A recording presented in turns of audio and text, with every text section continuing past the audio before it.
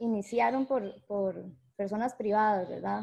Muchos, como tales, centros de rescate iniciaron por personas privadas, ¿verdad?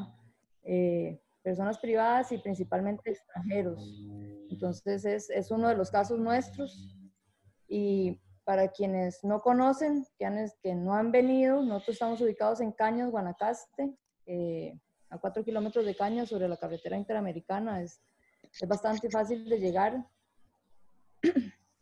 Y este lugar realmente nació hace más de 50 años con doña Lili y don Werner, quienes tuvieron la oportunidad de conocerlos, pues sabían que eran personas que amaban los animales, que aunque no eran biólogos ni veterinarios, en el caso de don Werner, que era ingeniero agrónomo y estaba a cargo de la Hacienda La Pacífica cuando ellos vinieron de Suiza, pues doña Lili era amante de los animales. Yo tuve la oportunidad de conocerla desde los 8 años y bueno, ellos llegaron aquí, ella comenzó a rescatar los animales. En su momento llegó a tener más de 300 animales en lo que era el antiguo zoológico La Pacífica, que era donde está actualmente la hacienda, del otro lado del río, decimos. Y en el 89 ellos venden la hacienda y deciden quedarse con un área en donde movilizan todos los animales, que es donde estamos ahorita. De hecho, yo ahorita me encuentro en la casa donde ellos vivían, que ahora es la casa de voluntarios. Y bueno, doña Lili hacía esto con amor, criaba los animales, ¿verdad? Pero siempre fue como de una manera muy rústica, generó mucho conocimiento en cuanto a dietas, a comportamiento. Cuando empezamos a trabajar aquí encontrábamos pues todos esos libros, ¿verdad? Con toda esa información súper valiosa. Y ella lamentablemente muere en el 2001 y la familia pues se pregunta qué hacer con el lugar y crean la fundación. Entonces, la fundación nace a final del 2002 y contratan ya personal. Contrataron a una bióloga, de hecho es de la UCR, Pilar Cisneros, y a mi persona en ese momento. Al año siguiente entró la doctora Marta, entonces prácticamente nosotros dos somos como las más antiguas, Marta y mi persona, que todavía estamos aquí. La misión del lugar siempre ha sido rescatar, rehabilitar y garantizar la calidad de vida. Obviamente liberar los animales que puedan ser devueltos a su hábitat y siempre tratando de motivar el respeto y el aprecio hacia estos animales, educando a la gente. Doña Lili siempre tuvo una filosofía muy importante, que era que la gente tica tenía que conocer lo que tenían sus bosques para poder conservarlos. Entonces ella nunca cobró la entrada a este lugar. Nosotros comenzamos a hacerlo a partir del 2007 por una necesidad, ¿verdad? Pero principalmente los pilares es eso: rescatar para conservar y educar para conservar. Y lo hacemos mediante estos 4 programas: el manejo de la fauna y la educación ambiental. Un poco para que se guíen cómo está estructurado el lugar. Bueno, conocen muy bien el reglamento, ¿verdad? El reglamento de vida silvestre. A partir del 2017 las categorías se reacomodaron. Antes solo estaba la categoría como zoológico, tipo santuario, y no existía categoría centro de rescate como tal. Entonces, bueno, nosotros pasamos por un proceso de readecuación, pero siempre hemos tenido separado lo que es el centro de rescate y el santuario, donde están los animales que no pueden ser liberados. Es un área completa como de 7 hectáreas y media, más o menos. ¿Qué recibimos? Bueno, durante los últimos años, tal vez los últimos 5 años, hemos aumentado el ingreso. En promedio son 225 animales al año. El año pasado fueron 300 animales que recibimos de 58 especies. Ay, aquí se corrió algo. Y podemos ver un poco la composición, ¿verdad? Principalmente son citácidos, loras, pericos. Tenemos otras aves que incluyen rapaces, tucanes, ¿verdad? Paserinos. De reptiles muy poquito, lo que principalmente llega son tortugas y alguna que otra boa, ¿verdad? En primates incluimos congos principalmente, arañas y carablancas. No nos ha llegado ningún mono tití hasta la fecha. Y en felinos, aunque los vemos muy pequeñitos, pues llegan aproximadamente 7 o 8 al año en promedio. principalmente especies pequeñas, manigordos, cauceles, en su momento llegó un tigrillo.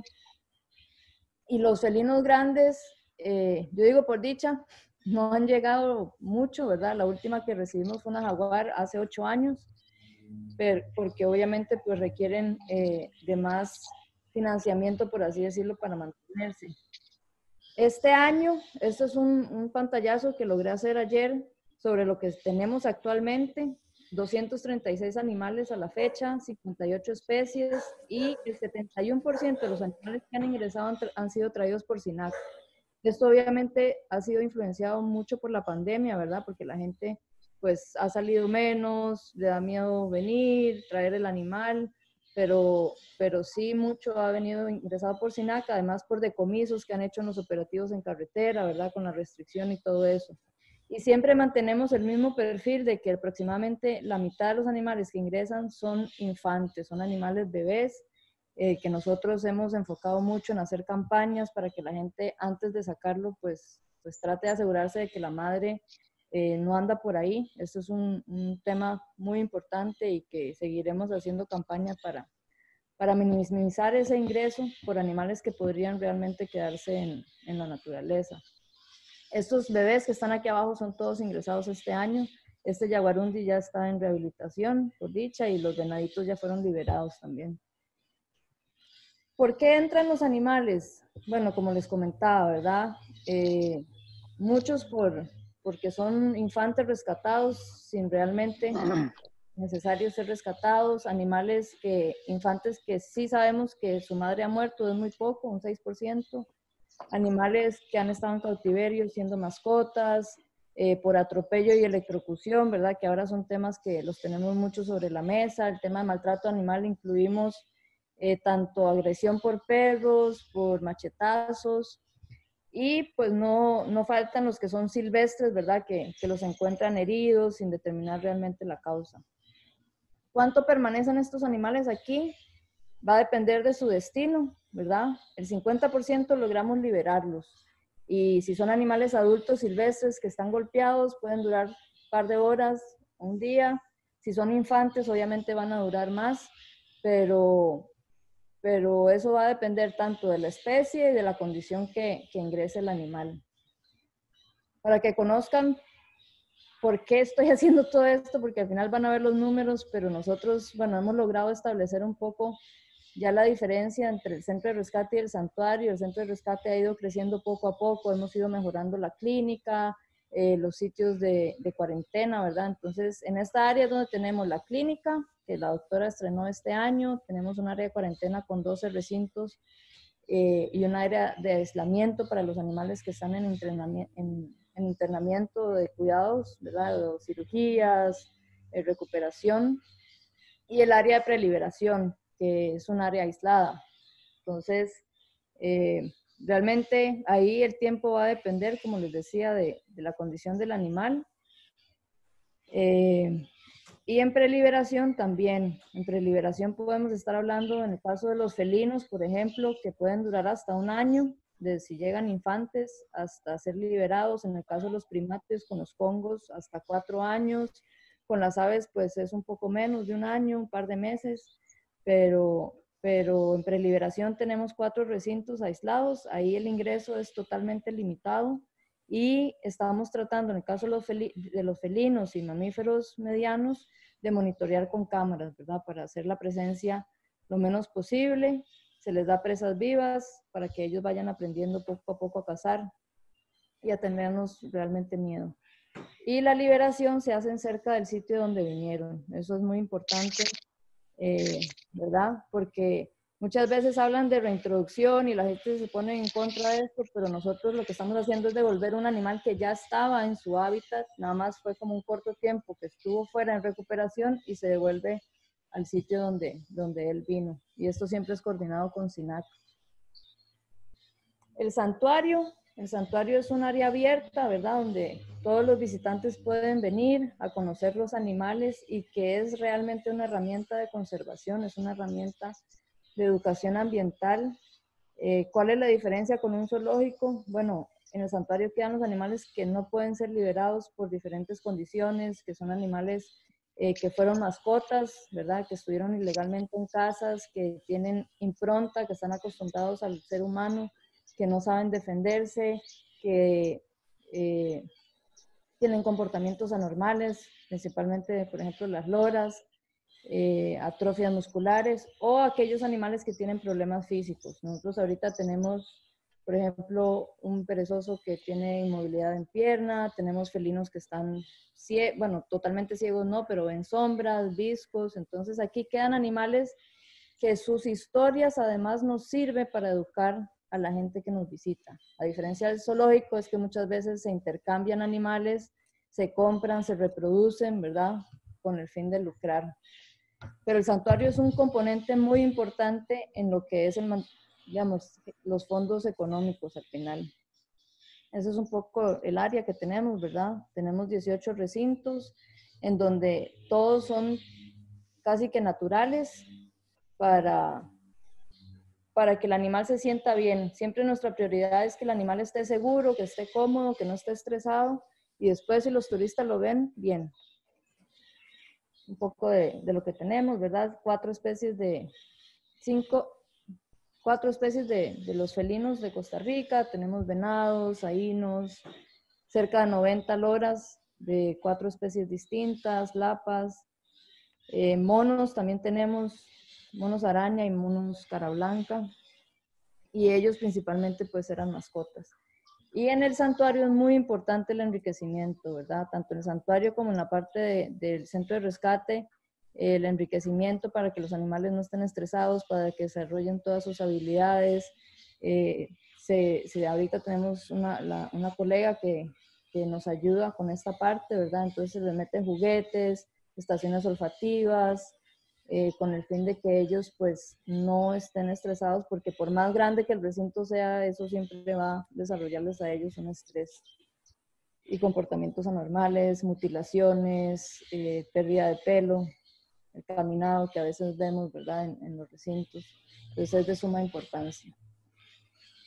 El otro pilar es educación ambiental, ¿verdad? Como les decía, aquí nosotros anualmente recibimos cerca de 20,000 personas en promedio. Este año no cabe y vamos a ver qué pasa, pero entonces la gente puede venir, visitar, ver los animales, conocer sobre sus historias, sobre las especies. Somos un aula abierta, ¿verdad? Un material didáctico para tanto turistas como las escuelas, los centros educativos.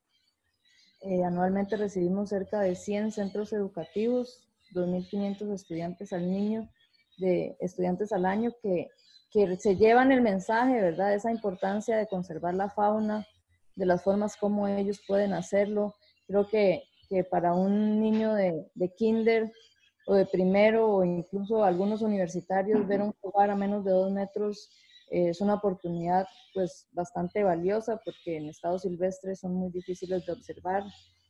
Entonces nuestro programa de educación tiene cerca ya de 14 años establecido, y pues el impacto que hemos visto es de suma importancia, ¿verdad? Hemos visto el efecto. Realmente los niños vuelven a los años, se acuerdan de los individuos, de las historias. Entonces eso realmente es ir sembrando la semillita desde el más pequeño hasta los adultos.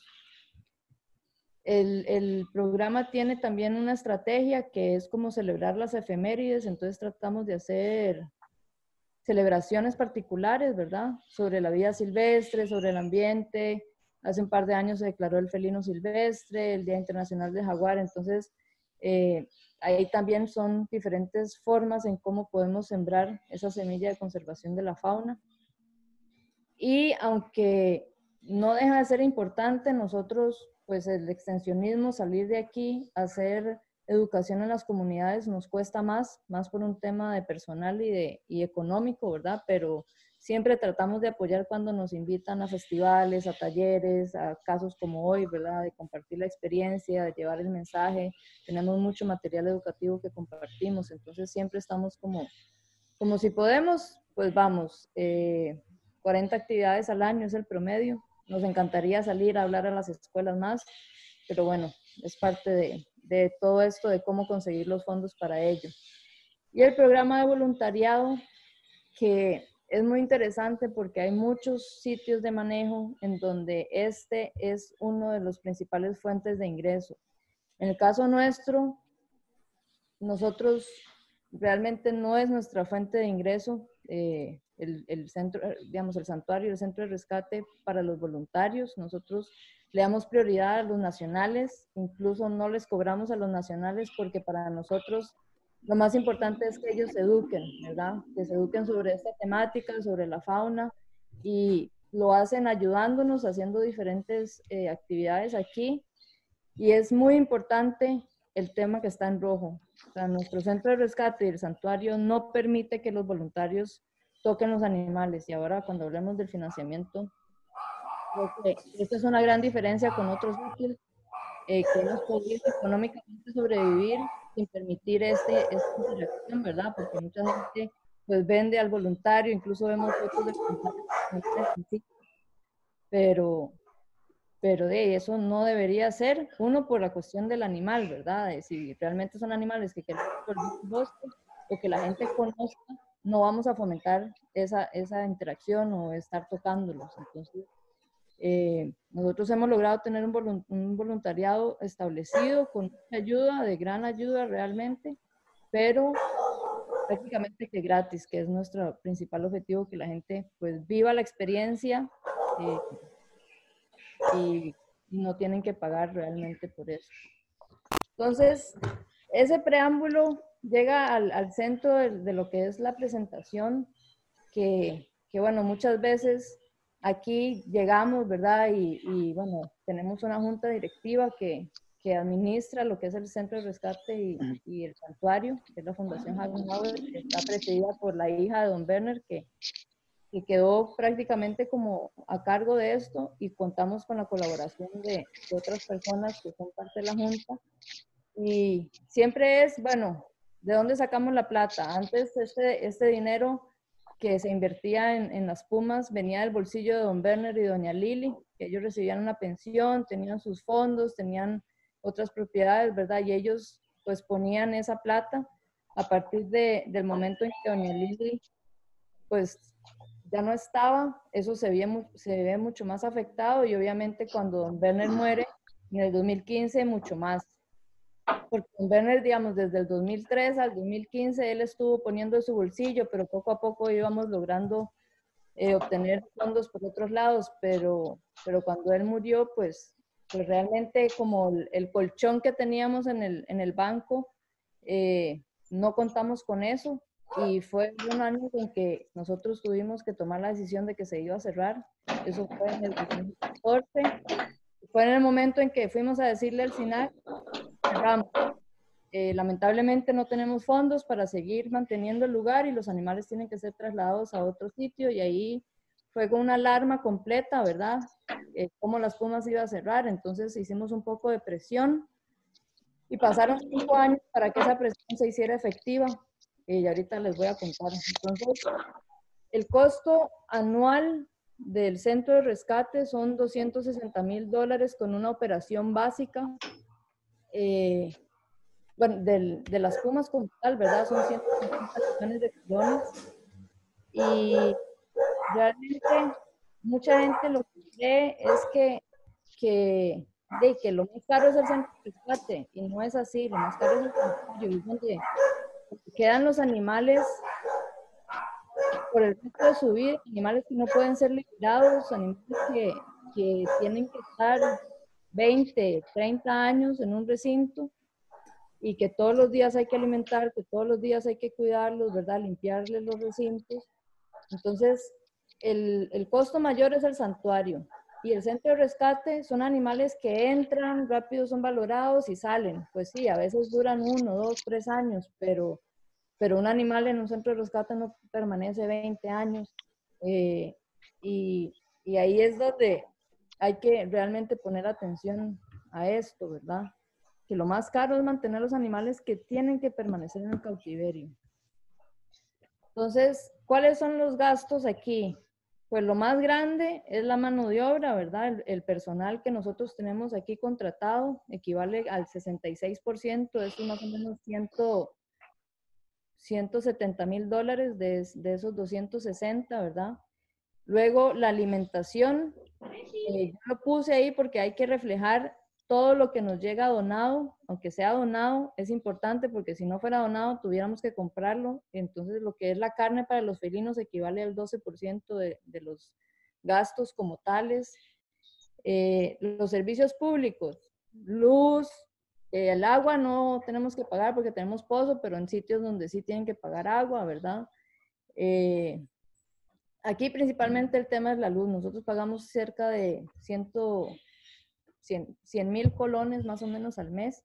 Hay otros sitios, obviamente Soave, por ejemplo, o Altura, me imagino que pagan también más porque son lugares más grandes. Y los más pequeñillos que no dejan de ser importantes, que tal vez son cerca de 5,000 dólares al año o algo así, es, bueno, la compra de las verduras, los huevos y los concentrados, el material que hay que generar para difundir que el centro está, y los materiales de construcción, que eso se necesita para reparar jaulas, el caso de las jaulas de los felinos que se corroen tanto con los orines, ¿verdad? Estar cambiando los pedazos.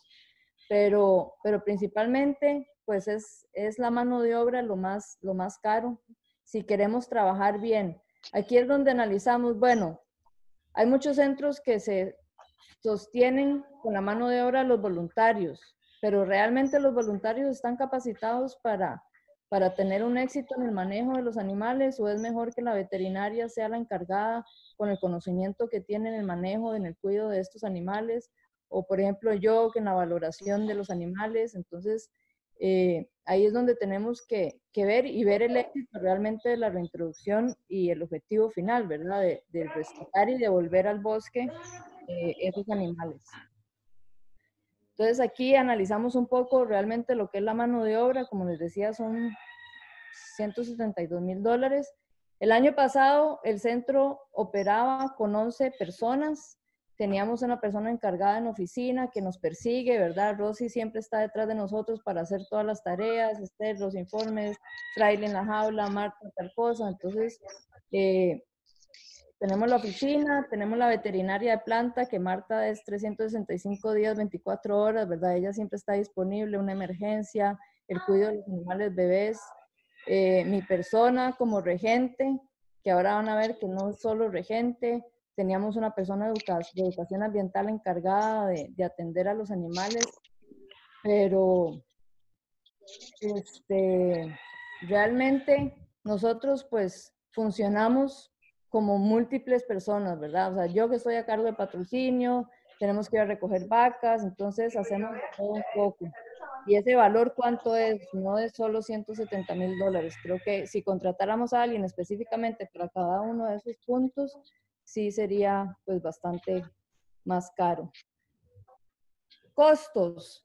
Aquí podemos ver uno de los costos más importantes, que es el mantener los animales en el santuario. Ahí esto es un aproximado de costos anuales, ¿verdad? Lo que nos cuesta mantener a la jaguar. Estamos incluyendo alimentación, mano de obra, mantenimiento de los recintos, y eso lo estamos usando estratégicamente para conseguir patrocinadores. Más específicamente, el caso, por ejemplo, de un animal atropellado. Aquí podemos ver el caso de Nambi, que fue una caucel que ingresó en el 2013, estuvo solo 5 meses con nosotros y la liberamos. Ella, después de una cirugía que se realizó, se rehabilitó. Todo el costo de 5 meses fueron 6,000 dólares. Pero ahí estamos dejando de lado realmente cuánto es el valor ecológico de esa caucel, ¿verdad? Ese tiempo que estuvo fuera, o en el caso de que si no logra sobrevivir, ¿cuánto vale realmente perder a un animal de esos en el ecosistema? Aquí estamos, les decía, como 6,000 dólares. La alimentación incluye la carne, incluye presas vivas en la rehabilitación, ahí estamos incluyendo costos de electricidad, el congelador, de ir a traer la vaca, de matarla, ¿verdad? Por eso lo vemos tal vez un poco alto. El caso de un infante electrocutado, como muchas veces lo vemos, ¿verdad? Que es que es muy común que lleguen.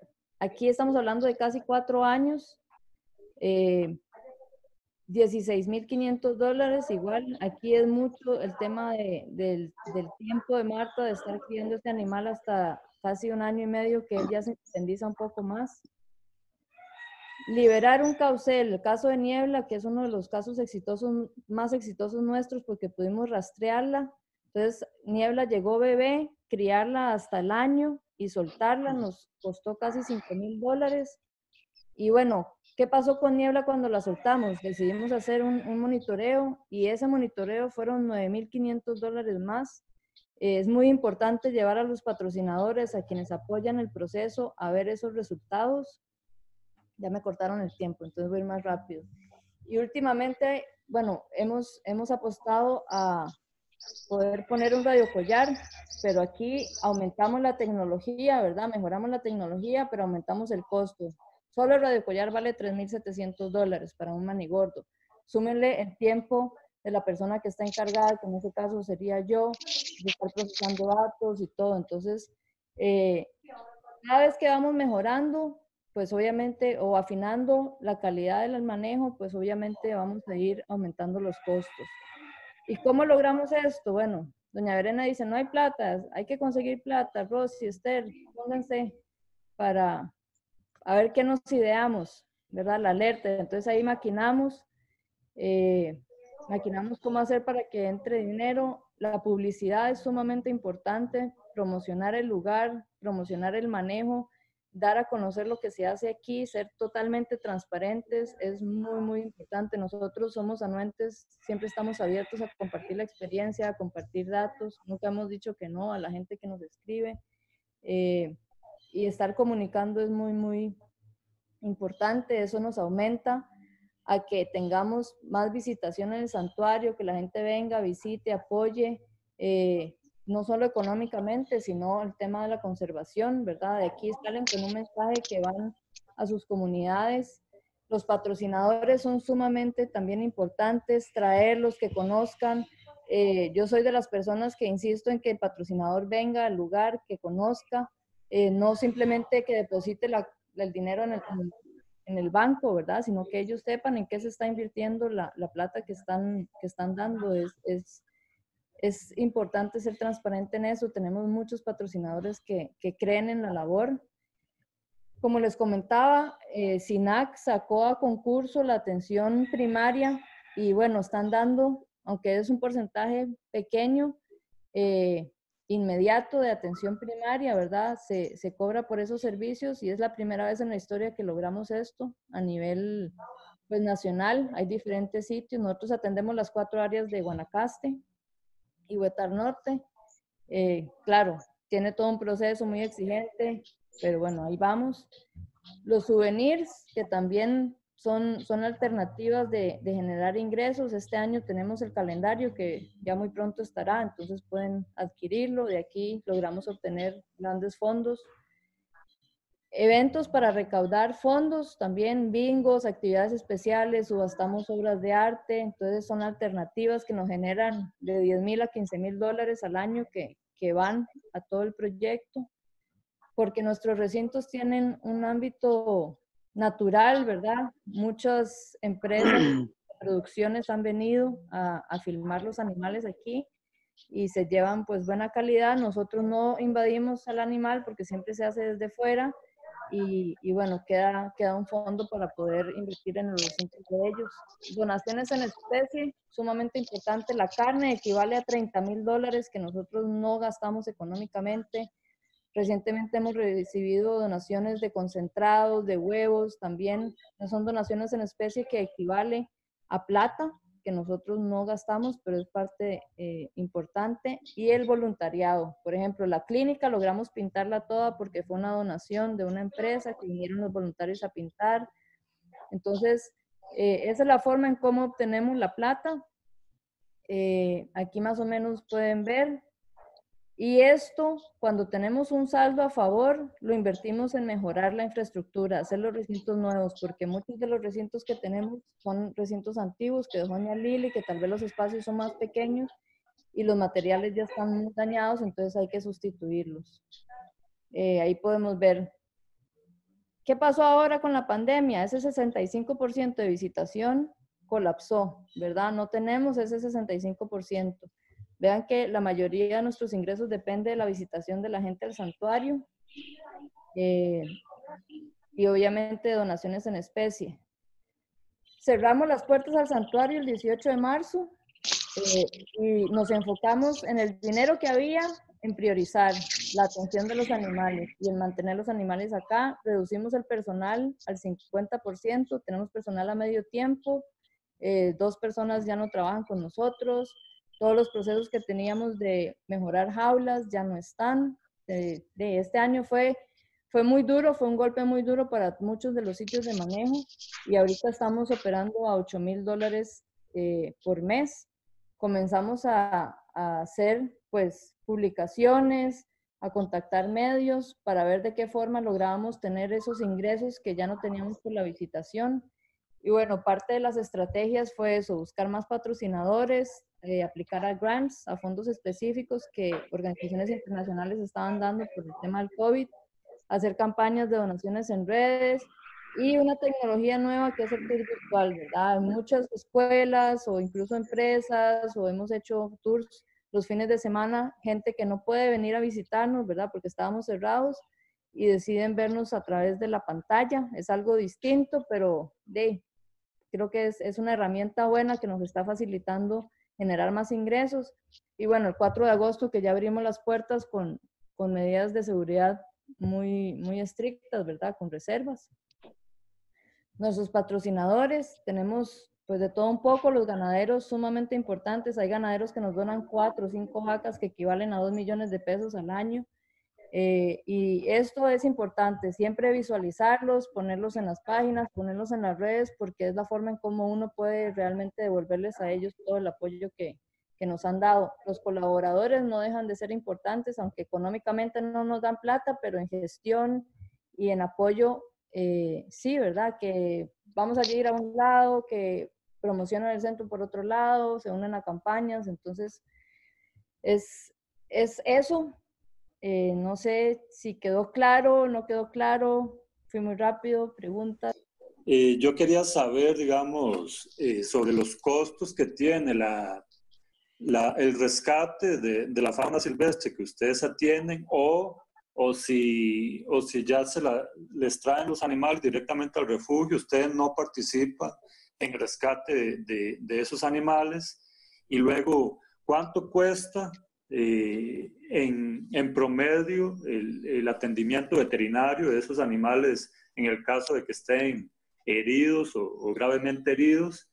Y bueno, ya hablaste más o menos del costo de mantenerlos en caso de que no puedan ser liberados en la naturaleza. Y la otra pregunta es el costo de la liberación. En caso de que los animales califiquen para ser liberados, ¿cuál sería en promedio, digamos, si puedes dar ejemplo para monos, para felinos? Ok, por ejemplo, en el caso de la atención médica que usted me estaba diciendo, digamos que llega no sé, un manigordo o un jaguar quebrado, que lo chocaron, se atropelló y viene con fracturas, ¿verdad? Entonces, ahí podemos hablar de que si hay que hacer una cirugía, estamos hablando de cerca de $500 por cirugía básica, ¿verdad? 250,000 colones.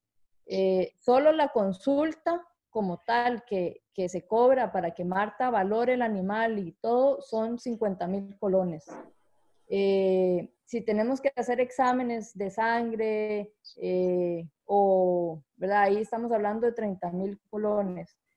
Aquí, por ejemplo, la anestesia, estamos hablando que si llegó el animal y Marta tiene que ponerle la anestesia para poder valorar la fractura, estamos hablando que ahí se va una anestesia en aproximadamente 40,000 colones. Entonces, digamos, eso va sumando. Tal vez en los casos los pasé muy rápido.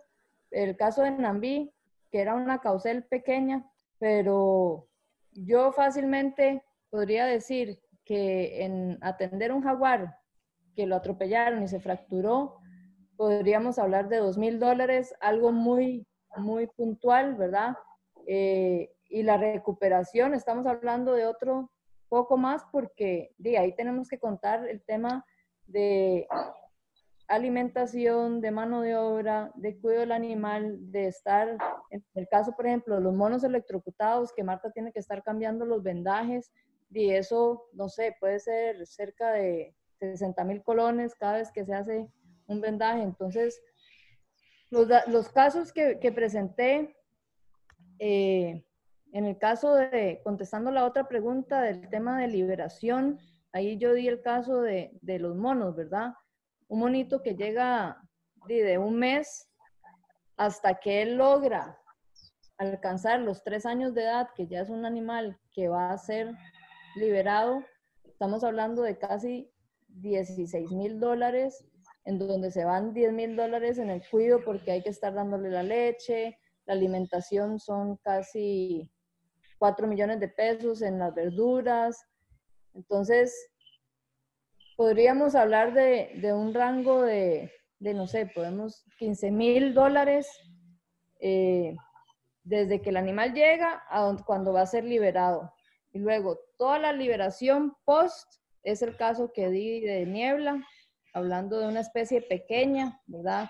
En donde se iba una vez al mes al campo a revisar cámaras, todo el equipo es lo más caro, y como comenté, el radiocollar son solo casi $4,000 para un individuo, más todo el tiempo de monitoreo, de estar dando seguimiento, de hacer el informe y revisar, y yo ahí le pondría, no sé, en total, un proyecto de liberar un manigordo y monitorearlo, podríamos hablar de un proyecto de cerca de $25,000, casi que todo. Pero, O sea, sí, que disculpa, Esther, pero esos costos me imagino que van a variar dependiendo del grupo trófico del animal. No, no es igual un carnívoro que consume carne, la carne sabemos que es muy cara, que si fuera un frugívoro o un animal folívoro. Pero vieras que digamos, no va a variar mucho porque el tema digamos, hay mucha gente que decide, vamos a pedir donado las verduras y las frutas para alimentar a los monos, pero eso al final afecta realmente si la alimentación es buena, no crea que las verduras y las frutas son baratas. Aquí, por ejemplo, el caso del mono, que son de 4 años, que además incluye lo que es la leche en la crianza, estamos hablando casi de 4 millones, 1 millón al año en frutas y verduras. Probablemente lo que aumente los costos en los carnívoros de rehabilitación para liberarse sean las presas vivas, ¿verdad? Que en el caso nuestro tenemos un bioterio, pero si tuviéramos que estar comprando conejos o codornices, obviamente eso sí va a aumentar el costo. Ok, perfecto. La recuperación de animales atropellados es muy lenta. Si son fracturas, son tiempos de que mínimo 3 meses en recuperación si se pone un pin, ¿verdad? Para que a los 8 meses tal vez sea valorado, y puede ser que en el tiempo el pin no pegó, el cuerpo no lo aceptó y pasamos 10 meses y al final el animal no es apto para ser liberado. Entonces, esas cosas también hay que valorarlas mucho. Perfecto. Pregunta David, ¿cuál es el costo de la consulta nutricional en promedio para la atención o elaboración de dietas? En parte yo creo que ya respondiste eso, pero no sé si tienes algo más que agregar. Sí, el dato exacto como nutricional no lo tengo, eso tendría que preguntarle a una colega, pero sí, digamos, la consulta que se tiene aquí como general es de como 46,000 colones, que no 46. estaba barato, era más barato. Sí, Híjole, de hecho, no. la doctora ayer, porque tengo que sacar unos cálculos de los monos electrocutados, y el colegio de veterinarios tiene una tabla, ¿verdad? Y eso es la tabla base que ellos manejan, ¿verdad? La doctora aquí, por ejemplo, Marta, tiene más de 20 años de trabajar con vida silvestre y se cobra muy básico. Ella podría estar cobrando realmente mucho más caro. pero una consulta especializada es de 46.000 colones. Ok, perfecto. Pregunta Daniel Araya. ¿Quién debe asumir el pago de animales atropellados o electrocutados? Eso es toda una discusión, pero es importante y yo creo que en este caso, por ejemplo, ahorita con las electrocuciones estamos viendo a ver si las electrificadoras apoyan la atención de los animales. No sé si económicamente, pero por lo menos de negociar, ¿verdad? Si nosotros pagamos 150.000 colones de luz, que ellos puedan ahí retribuir en eso. En el caso de los atropellos, yo creo que tanto el Ministerio de Obras Públicas es responsable por no hacer vías más seguras para los animales, ¿verdad? Construyendo medidas, y las empresas constructoras, que también están en el tema del rescate de la fauna o las concesiones como tal. Perfecto. ¿Alguien con otra pregunta? Marco, no sé si tienes que decir alguna cosa. Ahí tenía, Estere, un gusto. Ahí tenía unas dos preguntitas por ahí con respecto al consumo de luz. ¿Han pensado en algún sistema alternativo como fuente de paneles solares o algo para tratar de aminorar esa parte?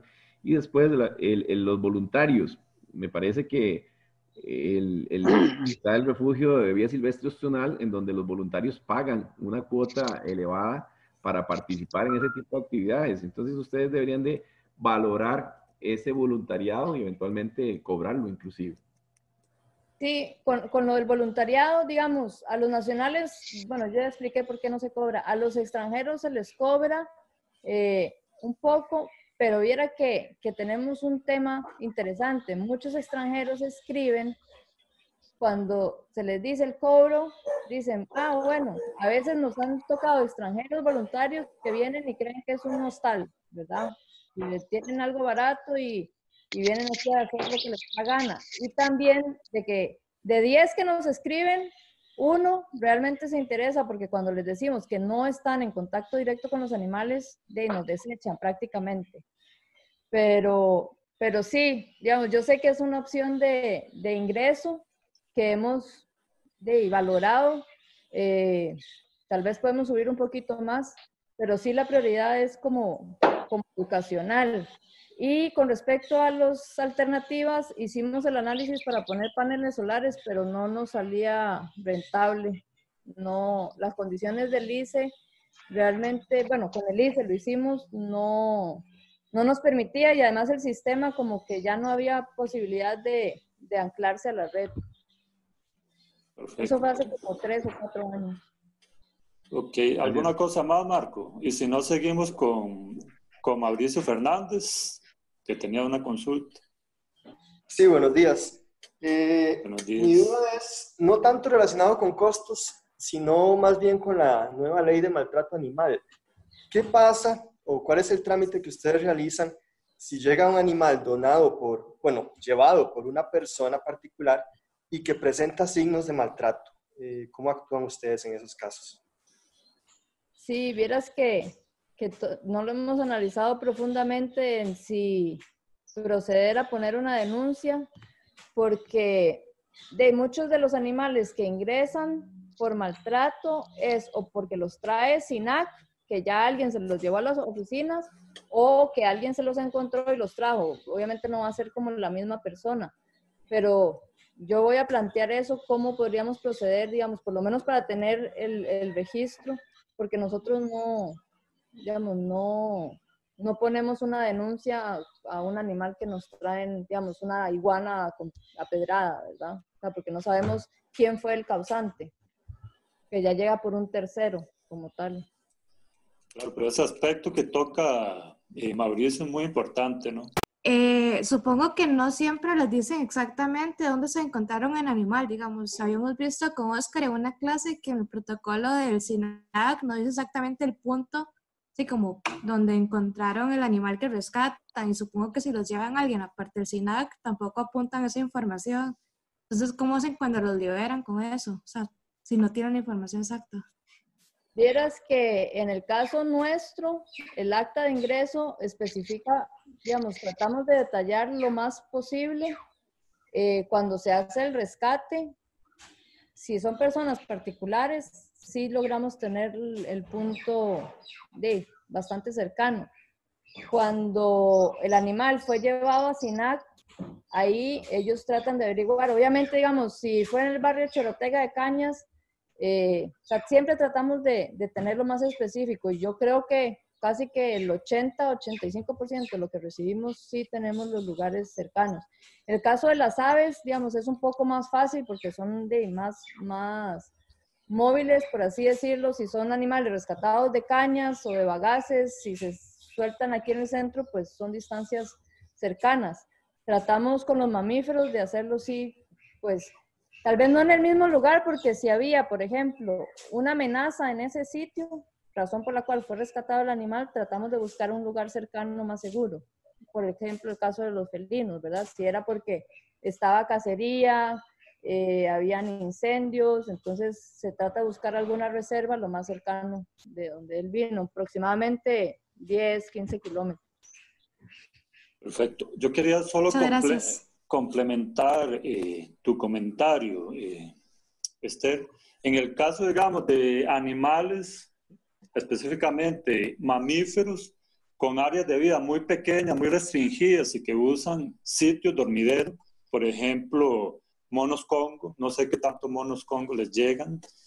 Si uno no lo libera exactamente en el área de vida de ellos o muy próximo, es muy difícil que esos animales sobrevivan, más que todo si son juveniles. Entonces yo creo que es sumamente importante, casi que crítico para el éxito de una liberación o reintroducción, como lo quieras llamar, tener las coordenadas exactas. Muchas veces yo entiendo que a ustedes les llegan los animales y ni el mismo MINAE tiene el cuidado de colectar las coordenadas. Entonces eso es un gran problema, no solo en Costa Rica, sino en muchos otros países de América Latina, donde muchas veces los mismos funcionarios del MINAE o los funcionarios de los centros de rescate liberan los animales, como decís vos, en un área cercana donde fue colectado, pero esa área cercana es muy ambigua y dependiendo del organismo que estemos hablando, es difícil, puede ser muy difícil que esa liberación tenga éxito. El animal se va a perder o... Entonces, era solo para llamar la atención sobre ese punto de tener las coordenadas precisas, no solamente liberarlo en un área próxima. Sí, claro, en el caso de los primates, por ejemplo, cuando son adultos principalmente que llegan y están aquí un par de días, bueno, incluso con los infantes, se ha tratado de que la gente los deje en el sitio, que esperen. Hay tropas que, digamos, que regresan, o digamos, si el animal estaba golpeado y saben dónde estaba la tropa, lo traen aquí y se lleva incluso, o sea, tenemos videos donde se coloca y la madre baja, el macho baja, eso es interesante, lo orina, lo sube, se lo entrega a la madre. Entonces, yo creo que hemos tratado de que sea lo más exacto posible de donde fue rescatado. Okay, perfecto. Inés tiene una consulta ahí, dice... ¿Se conoce cuál es el daño interno y externo que sufre un animal por electrocución y atropello? Imagino que se refiere a que si hacen una biopsia o algún análisis. Bueno, sí. Cuando la doctora recibe los animales, digamos, a veces cuando que ella pone ahí, digamos, que si muere durante el traslado y llega aquí muerto, pues a veces la doctora sí hace la necropsia de cuando ya llegó muerto. Cuando se muere aquí, la doctora siempre hace la necropsia para ver de qué murió el animal. Porque nos ha pasado, por ejemplo, animales que están en rehabilitación y de repente amanecieron muertos. Entonces es importante de saber si tenía una enfermedad, si tenía los órganos distintos, ¿verdad? Eso nos pasó con un jaguar un día hace poco, que estaba lo más bien y al día siguiente amaneció muerto y ella por una cuestión de manejo y de tratamientos también internos, tiene que hacer las necropsias. Entonces, en electrofusión vienen muchos con los cuerpos totalmente quemados por dentro. Nos pasó con un armadillo que llegó de un incendio, una hembra, y cuando se abrió la necropsia, por ejemplo, se hizo, y estaba preñada y todo se quemó por dentro. Sí, mi otra consulta era también en relación a qué sucedía también con aquellos animales que se mueren, ya sea durante el traslado al centro de rescate o dentro, digamos, del periodo de recuperación. ¿Qué procede en ese caso y qué sería como lo ideal hacer? ¿Qué hacemos con los cuerpos? Decís. Ok,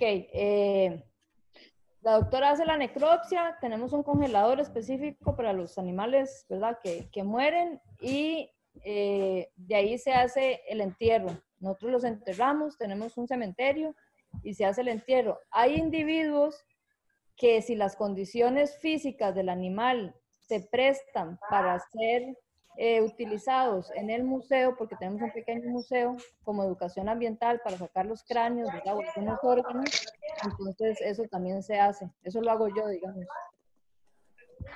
Pero son muy pocos, o sea, realmente de todo lo que muere, sacaré yo uno, o sea, o especies, digamos, que no son tan comunes que la gente vea, también le sacamos como para poder utilizarlo en la parte de educación y contar la historia detrás de esos animales que, digamos, nosotros no tenemos un mono electrocutado en la parte del santuario, ¿verdad? Pero tenemos individuos muertos, los atropellos también, que vean las fracturas, entonces eso es lo que se hace.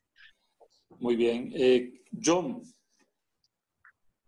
Hola, sí, mi consulta va relacionada a que al inicio de la charla mencionaste que el centro era una institución privada en un inicio.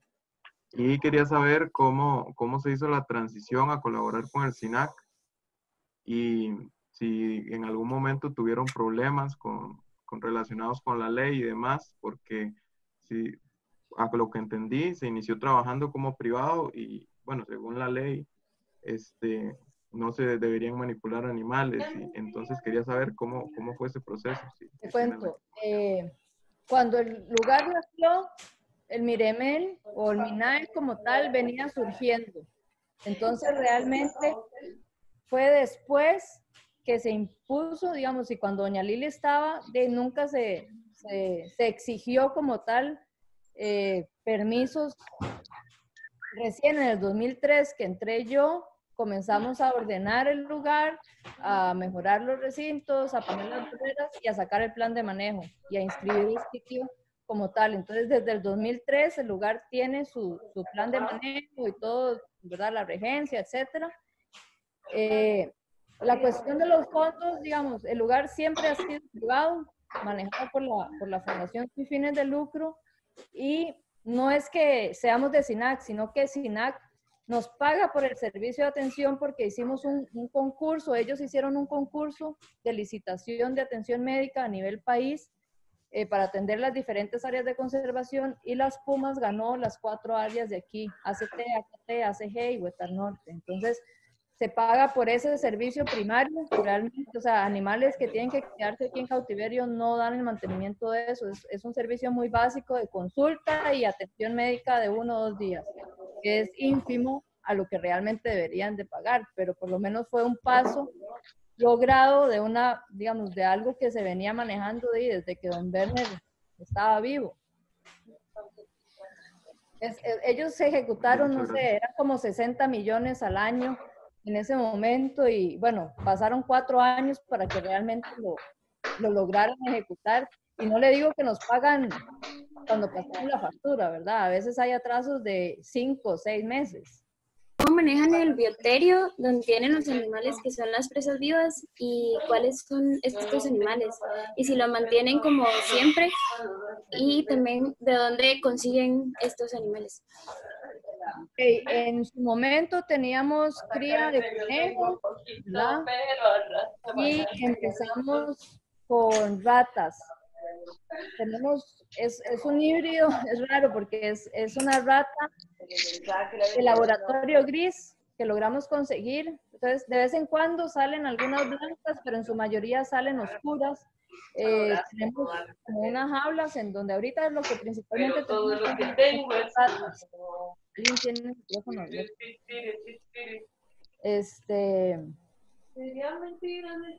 Entonces, tenemos, digamos, ahí se van reproduciendo, tenemos 4 jaulas donde se tienen cada ratones, Y esos se utilizan de diferentes modos, digamos, se utilizan los bebés, se utilizan los adultos, pero en diferentes procesos del animal para que él aprenda a cazar, ¿verdad? A veces primero se les da muerto y ya cuando están aislados en preliberación, se les da vivos.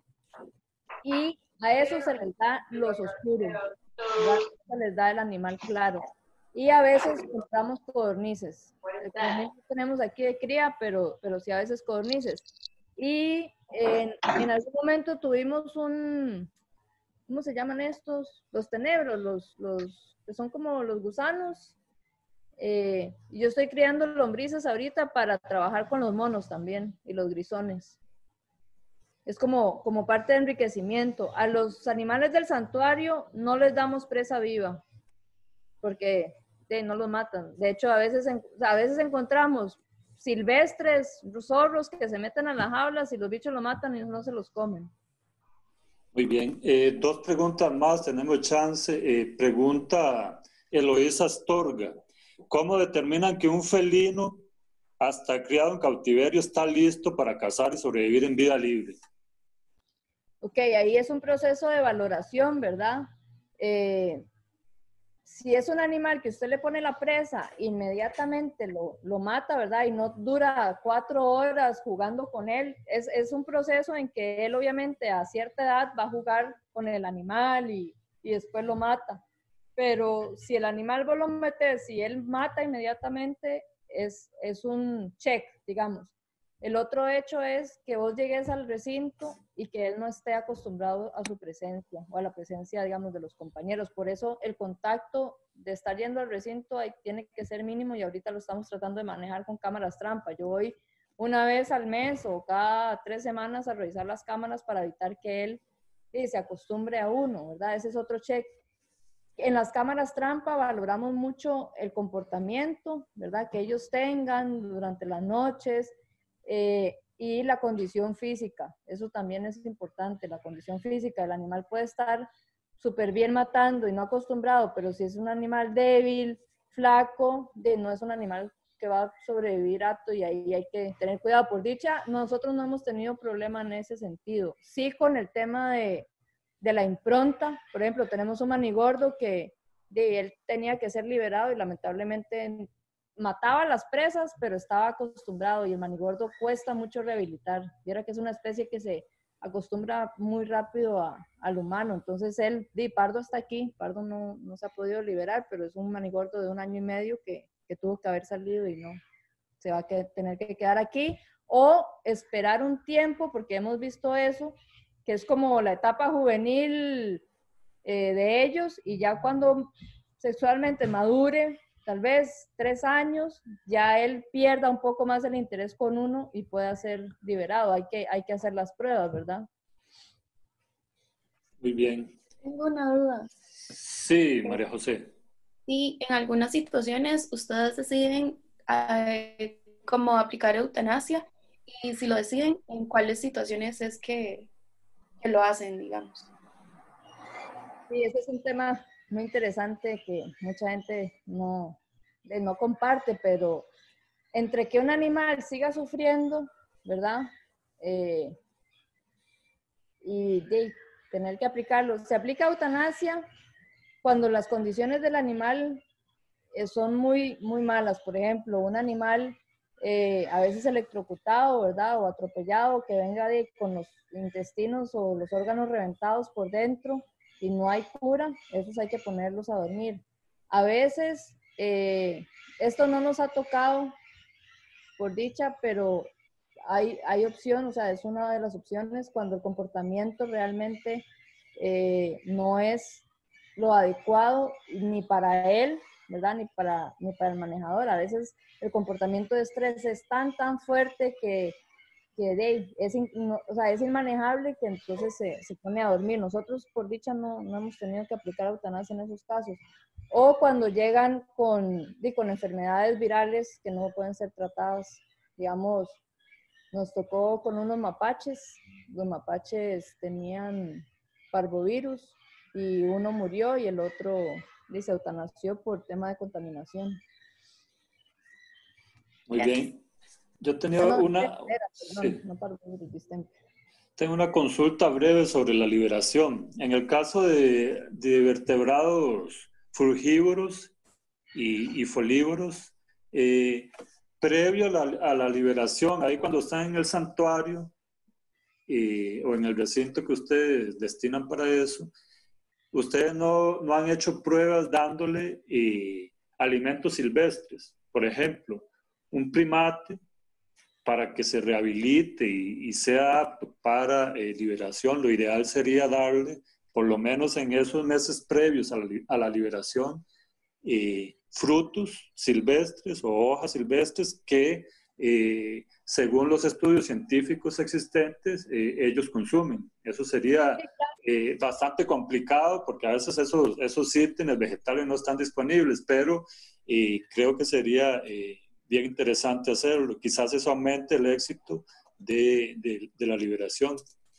Sí, nosotros, bueno, aquí el santuario tiene un área al fondo que es como un bosque, ¿verdad? Pegado al río, bosque seco.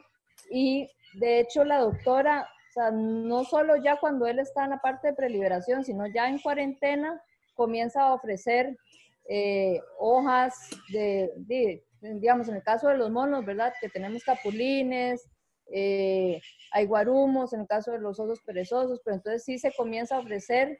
Y bueno, yo traigo de la casa también frutos que encuentre, ¿verdad?, en el bosque para ofrecerles a los animales. Eso sí se contempla, digamos, el animal no pasa con una dieta de como así decirlo, de cocina directamente a liberarse, sino que sí se va ofreciendo eso para que ellos incluso vayan aprendiendo.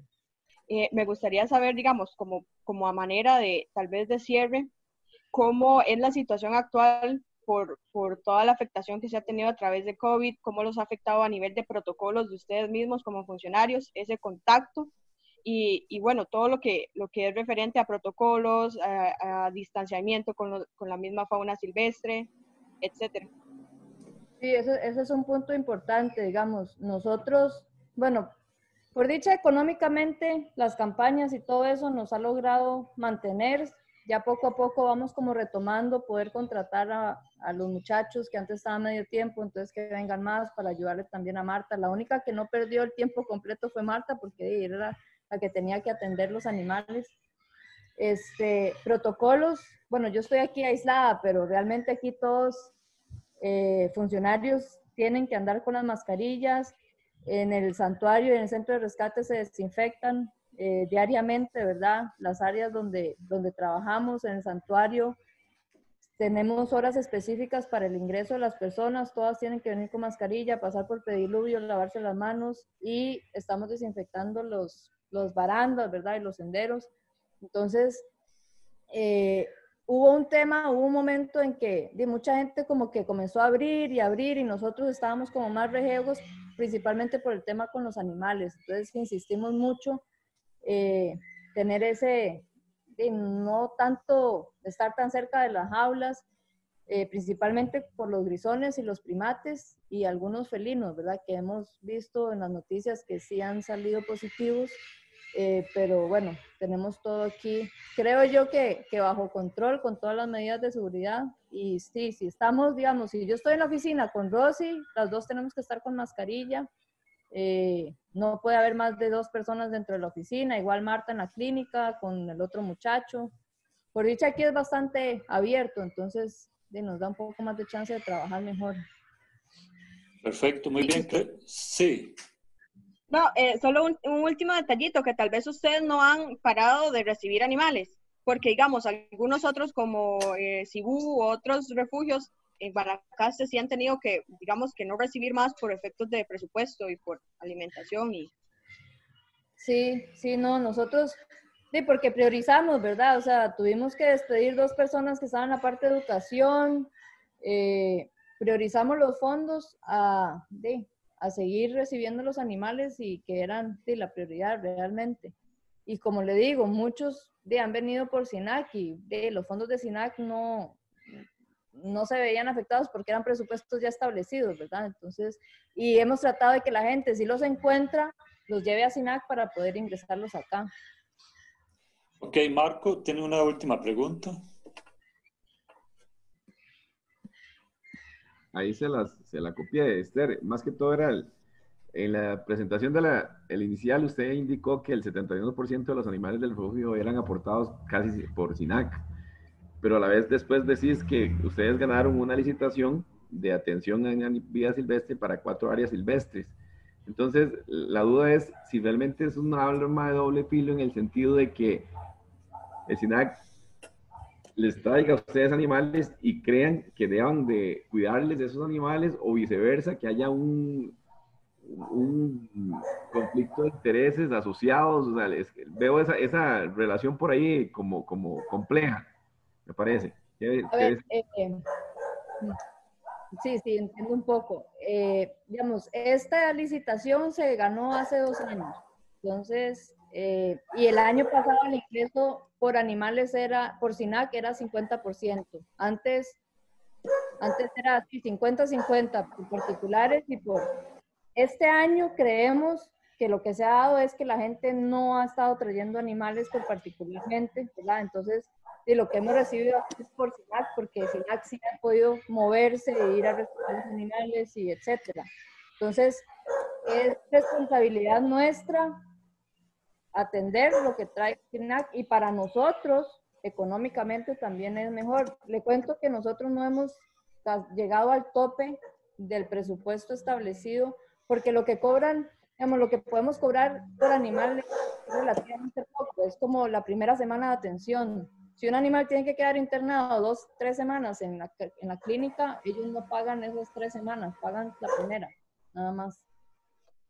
Que es como la atención de cirugía, tratamientos, cuidados, pero digamos, los bebés no los pagan, solo la consulta, luego el bebé y está bien, ¿verdad? Entonces, no sé si es arma de doble filo como tal. Lo importante es que SINAC está respondiendo a algo que le toca a ellos y que es muy importante que se contemple. SINAC quiere hacer un centro de rescate a nivel país. Hemos hablado de la Andrómeda 1000 veces en talleres y en seminarios, y realmente la pregunta es, ¿SINAC tiene la capacidad de financiar eso y de tener el personal adecuado para hacerlo? Si ni siquiera a veces los funcionarios traen los animales en buenas condiciones, ¿verdad? O como deberían ser. Es donde yo pregunto. Entonces creo que mejor es que se hayan dado estas licitaciones y ojalá se pueda aumentar el fondo para poder realmente cubrir los gastos que se necesitan por todos esos animales rescatados por SINAC. Muy bien, yo creo que terminamos aquí. Quedaron muchas preguntas en el aire y yo creo que sería necesario otra sesión más o varias sesiones más para responder los cuestionamientos que quedaron ahí en el aire. Es un tema bastante polémico, ese asunto del financiamiento de fauna rescatada. Y te agradecemos mucho, Esther, por todo el tiempo que nos dedicaste. Gracias. Hasta luego.